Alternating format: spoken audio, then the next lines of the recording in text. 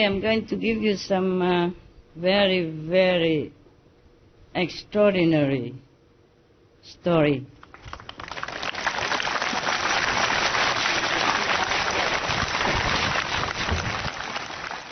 One of the greatest saints on our planet, Lord Mahavira. You know him, right? Sometimes you see his statues without any clothes. You remember? Yeah. It was because some people took it from him. He has only one piece of cloth to cover himself, and this offered to him by the god, one of the gods in heaven. But some greedy person, first he asked for some charity, and the prince, at that time he was a prince, but he became renunciate, ascetic, and he cut half of it, gave it to him already. And then he went out to sell it, and the person said to him, "Oh, where did you get this? This is from heaven, it's divine clothes. If you have the other half, you give it to me, then I will give you 10,000 pieces of gold." Wow, this man was very greedy. So he went back and keep waiting, following the ascetic Lord Mahavira at that time, and following him everywhere until one day, 1 year later, that remaining piece fell to the ground. And then he just picked it up and run. And then he sold it really for many thousands pieces of gold. The king gave it to him. So you can see people even so wicked. He has only half of a piece of the cloth to cover himself, and that person also took it away from him. Imagine. Yeah, being a master is so cool, eh? You don't need clothes. But that was in India, okay? Here, if you take off my clothes, the police will come and take me away from you. So don't even think about that. Yeah. Here, we begin from the birth of Lord Mahavira, okay? He's the most compassionate, one of the most compassionate saints and masters of our era, our kalpa, our period of time. It's about 2,000-something years ago. It's 2,000-some-hundred years ago. Yeah, there was 2,594 years ago. That's about 599 years before Christ. At that time, so many masters coming, going, and Buddha also around this time, huh? Yeah, must be a very spiritually enriched era of our time. Yeah. So we begin with his birth. I received this book a few days ago, and I thought, I read it first, and I thought it's a very encouraging story to read it to you. Also to get to know one of the very important religion in our time. Apart from Buddhism, Christianity, Muslim, Sikhism, Hinduism, etc., we have also Jainism. And this Lord is very, very absolutely compassionate. He also advised his followers or disciples not even to take the root of the plant, because worry that there's some worms, insects, might be harmed by this process of harvesting. And he was so clairvoyant, he even know the trees suffer when you pluck the fruit from them. He even advised the disciples, be gentle or avoid eating some kind of fruit in order not to hurt the trees. Sometimes we think that we are vegans and we are very compassionate already. But still, from my personal experience, I do not really feel very happy eating my vegan food or fruits. And even I have to, I really feel very sorry inside, and I thank all of them for offering the fruits and the vegetable. also to apologize and bless them. If you can do that also, it would be good. Okay? Because we show gratitude and we also share some merit with the trees and the vegetable that sacrifice their life for our comfort. Huh? So we continue now, hey? You like? Yeah. Give Lord Mahavira a big, big, big welcome.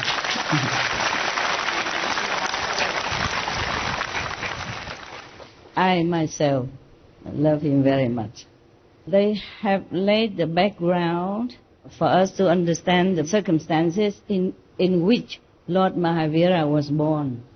So it begins like this, long time ago, yeah? Okay. About 2,594 years ago.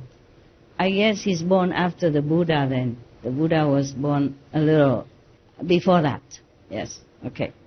So in the eastern region of India, a bright source of spiritual light dawned. He became famous as Vardhaman Mahavir.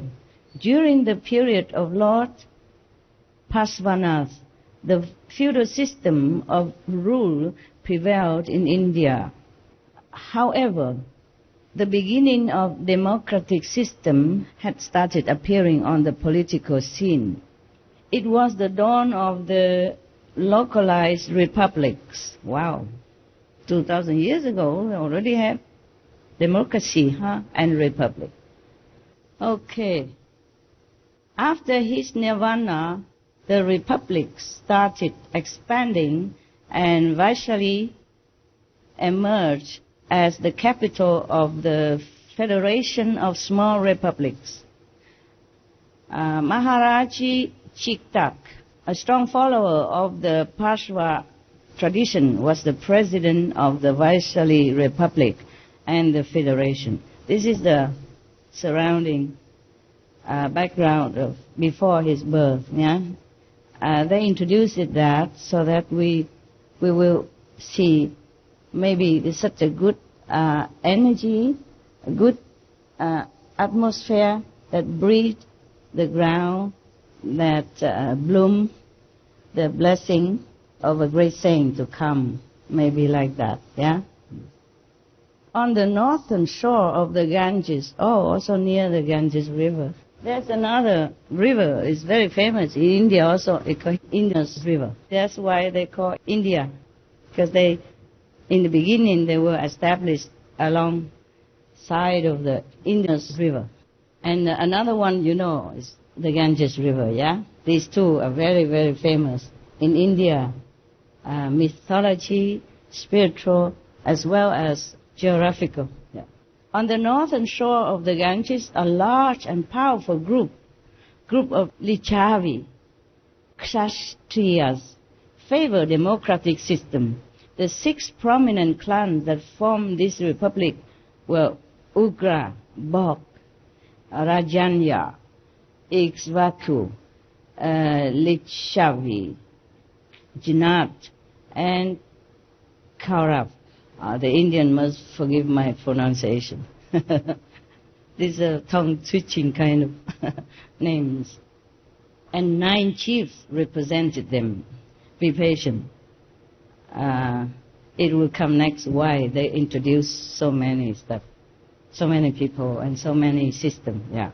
Another union was named Malla, and it was divided into 2 parts, northwestern and southeastern.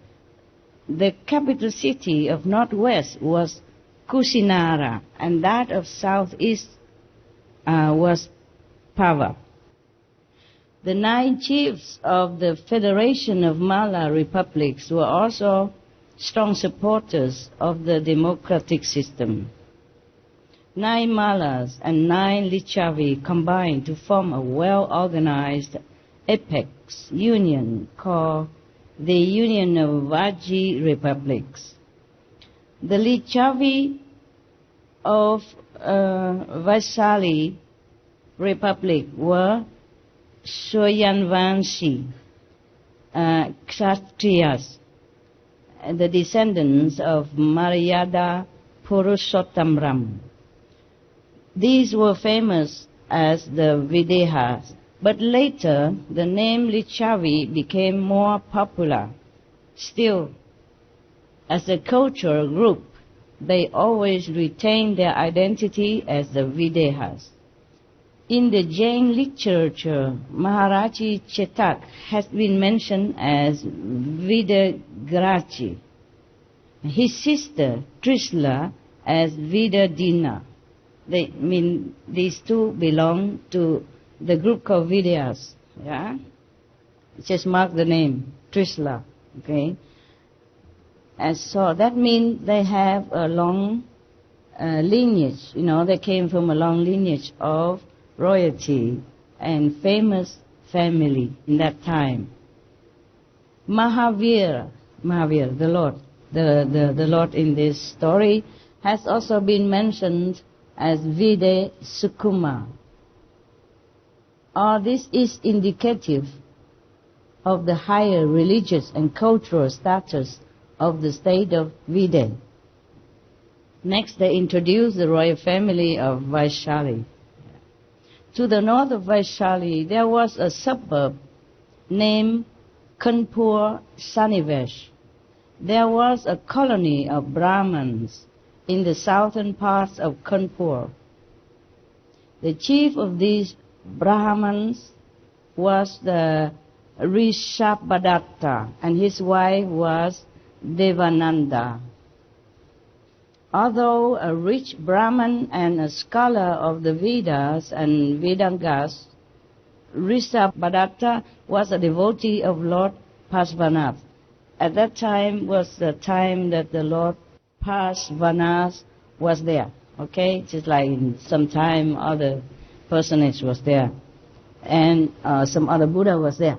Okay, yeah. Lord Parshvanath was one of the Buddhas at that time, one of the saints, the master at that time. So this family belonged to the Lord Parshvanath devotees and disciples. In the northern parts of Kanpur, there was a colony of Kshatriyas of the Janat clan. The colony was known as Kshatriyas, Kanpur. Siddhartha was the chief there. Siddhartha is different, not Siddhartha the Buddha, okay? Yes. Siddhartha was the chief there. Yeah. Because of his great valor and wealth, he was respectfully addressed as Raja or Narendra. Naja means king in Sanskrit term. So he was kind of voted by the people's love and call him Raja. He's just a chief of one of the colony, yeah? But people probably loved him very much and respect him so much, so they enthroned him as a Raja. Okay.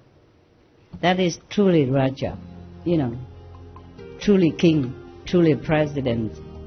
When you win people's heart, you don't need any vote. Yeah, that's a true, you know, kingship. It's a true presidency.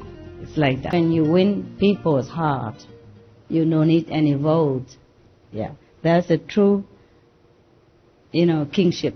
It's a true presidency. It's like that.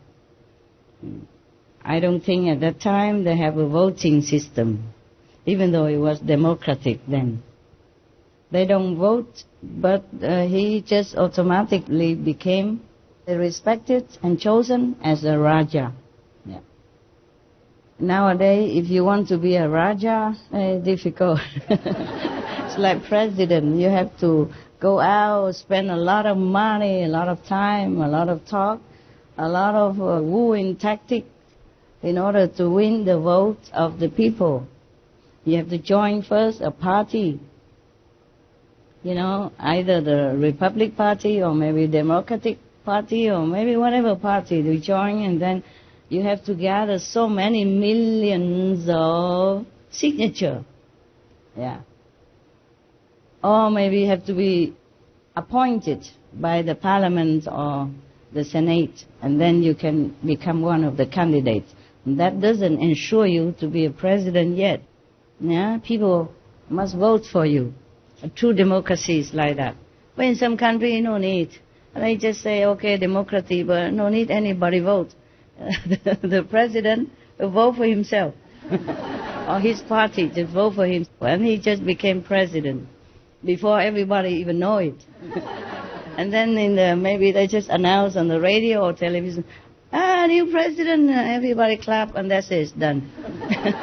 This is more simple, but it's not very democratic. Nevertheless, if this kind of system works, then it's okay. Yeah, we don't care who is president or not, as long as he's working for the people and he has people interest at heart. Then we okay. Cú chẳng thông qua là. 不是的。I mean, in Chinese, it means you clap and say, okay, I did not ask you to clap for me. But never mind, clap for Lord Mahavira. You guys so cute. So cute, so cute. Clap again. You clap for yourself now, right? Because your master say you're so cute, and then you just clap like that. It's so cool. Okay. Don't clap now, okay? Like master, like disciple, we praise ourselves, eh? Yeah. Very humble indeed, huh? All right. Apart from being worshipped and addressed respectfully as Raja, yeah, or Narendra, is the highest honor you can get at that time. Yeah, you're king of the people. Actually, in the old time, many countries are like that also. Like China, like the Yellow Emperor, Huangdi, is not voting or anything. It's just people love him. Yeah, and they still do now. The true king is like that. You will stay in people's heart forever. You stay in history forever as a shining beacon of democracy and strong, good, loving, caring leaders. Yeah. But then sometimes people also snatch position and became king and queen or leader also. But these are no good. These also stay in history forever. But as a what? Bad one. He's also good. You can learn from those bad ones not to become like him. Yeah? And the good one is better that you learn to become like that. Yeah. Both are also examples. One is excellent, one is no good. This Raja Siddhartha, apart from being respected and chosen as a Raja, a king, he also was a highly influential member of the Vaishali Republic. Trishala, the sister of the President Chitak of Vaishali, was married to Siddhartha. Now you know, okay? Now, Trishala, yeah. She's also from a long lineage of royalty and a good reputation of families. Yeah. So now she was married to this Raja Siddhartha. She was also known as Vidadina and Priyakarini.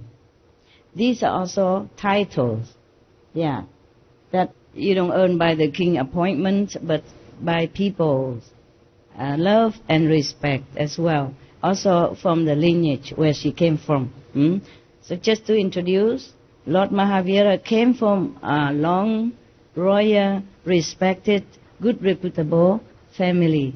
So, Chatek's elder son, Simhabhadra, commander-in-chief of the army of the Raji Republic. Maharaj Chitek has 7 daughters. Lord Chitek has another son, okay? And he has 7 daughters as well. So now we come to the mother of Lord Mahavira, okay? Queen Trishala. Queen Trishala, before the birth of Lord Mahavira, she has premonition, very clear, in many dreams. I will read to you one by one. One night, Queen Trishala had 14 great dreams. 14 in one night. It cannot be dreams. It could be vision. Yeah, it should be vision. Because a dream cannot be so consecutive and so clear that when she woke up, she remembered everything. So it's like when we meditate, we woke up from samadhi, we remember many, many visions, yeah? Or not remember. It depends on how you meditate at that time. Whether you meditate on the shoulder of your sister or brother, or you meditate in the front, I don't know, okay? And then you remember or not remember. But you just think you remember something. Sometimes you remember the whole vision or vision. Sometimes just a part of it. Sometimes just a fleeting light. When maybe your husband or your wife kick you awake and then you say, there was some light. What was it then? Because you were not very conscious in your vision. Yeah? You sleep, you also have vision. But then when you wake up, you forget. And maybe you think it's just a dream. And then you don't remember anything. Yeah? Also no. It doesn't matter, okay? Important is you progress inside and outside. And you're happy with yourself as a human, as a practitioner, as an aspirant to sainthood. Vision comes and goes. We have too many visions. We can have a lot, but that doesn't mean you are Buddha yet, okay? You just see things. She had 14 great dreams, this Queen Trishala. Yeah. Some scriptures say that Queen Trishala had 16 dreams. In this book they say 14, okay? It's okay, only 2 more. 14 is great enough already, I think. If you even, all of you, any of you can remember 4 of them, when you get up from your meditation seat, I'll be very, very impressed already. 14 is a far-fetched dream for my own so-called initiates. But we can hope for that. So, the dreams filled her with wonder and joy. Of course, nah? Who wouldn't be joyful and happy? Yeah. Because these are very auspicious dreams. That's why they say great dreams, not just ordinary dream or nightmare, but great dreams. That means very good. So she woke up feeling very joyful and happy. And she woke up her husband, Siddhartha, and told him what she saw in the 14 dreams. King Siddhartha, very, very, very joyful too. So the next day, when the sun rises, he summoned all the scholars to his court. You know, the learned and the knower, the seer, the sage, and the saints of his country at that time. He summoned them all into his court and asked them about the meaning of these dreams. The first dream Queen Trishala had was of an elephant. It's funny. The mother of the Buddha, before conceiving the Buddha, she also saw the elephant with a 6 tusks, not normal elephants. Elephant normal only have 2, yeah? And then when she have 6, wow, beautiful. A beautiful one, yeah. So she saw an elephant. It was a big, tall, and impetuous with 4 tusks. Oh, a little less than the Buddha's mother's elephant. Maybe in respect for the Buddha, yeah.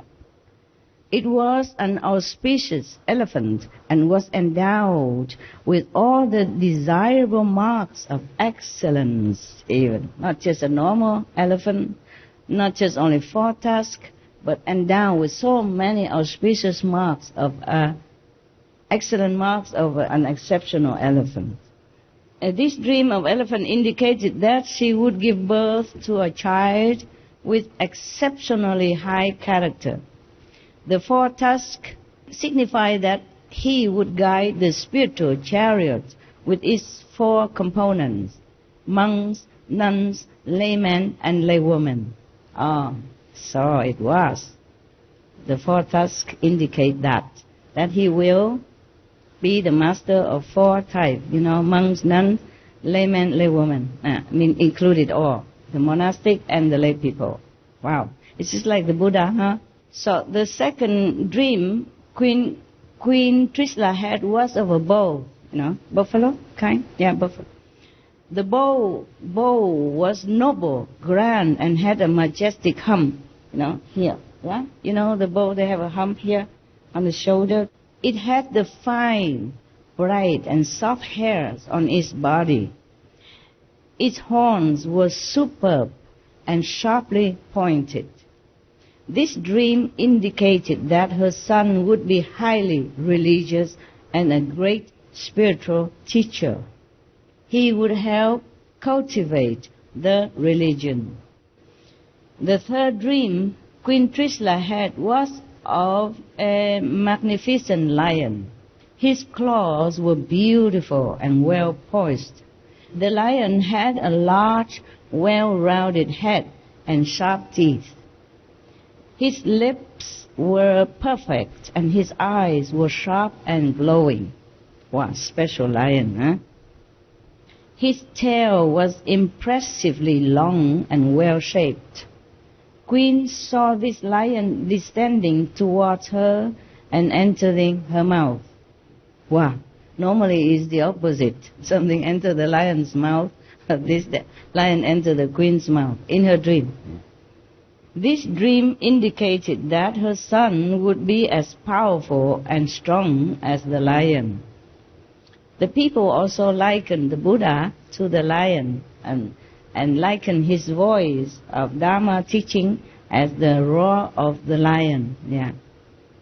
At that time, I guess, in India, these animals, elephant, lions, etc., are the symbol of power, spiritual power, and vigor, and also leadership. This dream indicates that her son would be as powerful and strong as the lion. He would be fearless, almighty, and capable of ruling the world. The fourth dream Queen Trishala had was of the goddess Lakshmi, the goddess of wealth, prosperity, and power. She was seated on a lotus and wore many rows of pearls interlaced with emeralds and a garland of gold. A pair of earrings hung over her shoulders with dazzling beauty. This dream indicated that her son would enjoy great wealth and splendor. He would be Tirthankara, the supreme benefactor of all. Wow, what a being, huh? Not born and already being predicted as such a great spiritual grandeur, a great spiritual teacher and leader of the world. The fifth dream Queen Trishala had was of a beautiful garland descending from the sky. It smelled mixed fragrances of different flowers. The flowers bloomed during the different seasons. The whole universe was filled with their fragrance. Normally, in different seasons, we have only one or several different kind of flowers. In every season, they have different kind of flowers. But this garland that the queen saw from the sky, descending from the sky, as a beautiful garland, was mix of all kind of flowers from different seasons.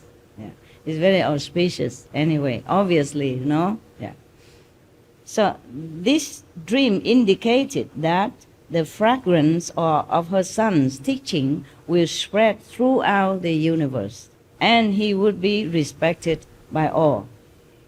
The sixth dream Queen Trishala had was of a full moon. It was a very auspicious sight. The moon was at its full glory. It was as bright as a star. It awoke the lilies to full bloom. This dream indicated that the child would help lessen the suffering of all living beings. He would bring the peace to the world. He would help the spiritual progress of humanity at large. The seventh dream Queen Trishala had was of the bright sun. Wow, even sun, moon, everything. The sun was shining to destroy the darkness. It was as bright as the flames of the forest fire. The sun rose and ended the evil activities of the creatures who thrive at night. The eighth dream Queen Trishala had was of a large flag flying on a golden stick. The flag fluttered softly and auspiciously in the gentle breeze. It attracted the eyes of all people. Yeah. A radiant lion was pictured on it as well. Always a lion. Because the lion is the king of the animals' kingdom. So I guess that's why the flags of some country, they put a lion on it. Or put a lion sculpture in front of their palace or in front of their residence to show their power. Maybe I need some. So you know I also have some power. No, I'm joking, huh? No need, huh? This dream indicated that her son would carry the banner of the religion. He would reinstate the religious order throughout the universe. The ninth dream Queen Trishala had was of a golden vase filled with clear water. It was a magnificent, beautiful, and bright vase. You know vase? You put a flower in it? It was decorated with a garland, flower garland, yes. This dream indicated that her son would be perfect in all virtues and would be full of compassion for all living beings. He would be a supreme religious personality. The 10th dream Queen Trishala had was of a lake full of lotuses. Thousands of lotuses were floating on the lake, and they all bloomed and opened at the touch of the sun's rays. The lotuses had a very sweet fragrance. This dream indicated that her son would be beyond worldly attachments, like the lotus, grow in the mud, but do not reek of the mud. He would have liberated human beings who were entangled in the cycles of birth, death, and misery. The 11th dream Queen Trishala had was of an ocean. Its water rose in all the directions to great height. The wind blew gently and created the waves. This dream indicated that her son would have a serene and pleasant personality. He would achieve the infinite perception and knowledge and would escape from worldly life, which is the ocean of birth, death, and misery. This would lead his soul to the moksha. Moksha, liberation. So, moksha is a Sanskrit term for liberation, great enlightenment. Like any Hindu, any Indian yogi would aspire to attain moksha, okay? Liberation. The 12th dream Queen Trishala had was of a celestial plain. The plain resounded with celestial music. It was saturated with the pleasant and spiritual aroma of the incense. This dream indicated that all of the angels in the heaven would respect, honor, and salute her son's spiritual teachings. The 13th dream Queen Trishala had was of a big heap of jewels. It was a mixture of all types of gems and precious stones, gems, diamond stuff, and precious stones. Mixed, a big heap of all of these precious stones. This dream indicated that her son would have infinite virtues and wisdom, and he would attain the supreme enlightenment. The 14th dream Queen Trishala had was of a smokeless fire. The fire burned with great intensity, but there was no smoke. This dream indicated that her son would reform and restore the religious order. He would remove blind faith and orthodox rituals. Furthermore, he would burn or destroy his karma and attain salvation. The 15th dream was of a pair of fish. Oh, they included 16 now. 16 dreams in total. Wow. The Queen has a really exceptional memory, huh? Yeah. I wish all of you have at least half of it, maybe 7 or 8 dreams, if you remember when you woke up. The 15th dream was a pair of fish, which indicated that her son would be extremely handsome. The 16th dream was of a lofty throne, which indicated that her son would have a very high spiritual status. Wow. See, so many dreams, and she remembered them all. And these scholars or seers or clairvoyants, they interpreted them all in such a clarity. Yeah. But it's obvious, actually.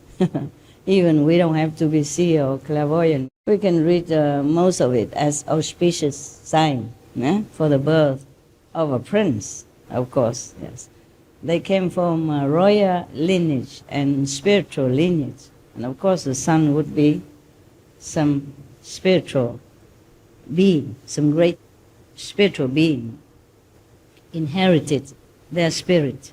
Yeah. And besides, all the dreams are beautiful, good symbols of greatness. The king should have invited me, I don't need so many seers or clairvoyants. I say all of them, all by myself. I can interpret all myself, all 16 of them, with a lot of calendar attached to it. Not just explaining, but talking a lot. Make the king and the queen even more happy. More explanation, more adding spice and flour to each of the dream.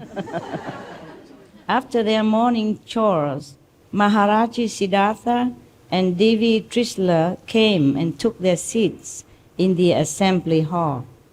His younger brother, Supashva, his wife, and other members of the royal family also took their seats nearby. Famous dream readers of Vaishali arrived into the assembly hall. Maharaji Siddhartha and Devi Trishala greeted the dream readers and scholars of 8-pronged system of augury and offered them high seat.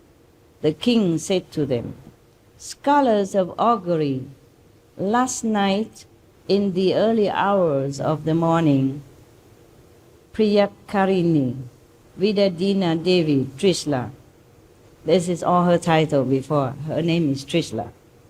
Here is a 14, but we have 16. So 16 auspicious dreams. Kindly interpret these dreams on the basis of your knowledge and experience of the science of augury and satisfy the curiosity of all of us. The augurs listened to the details of the dreams from Devi Trishala and beamed with joy. Pondering over, they interpreted the dreams as follows.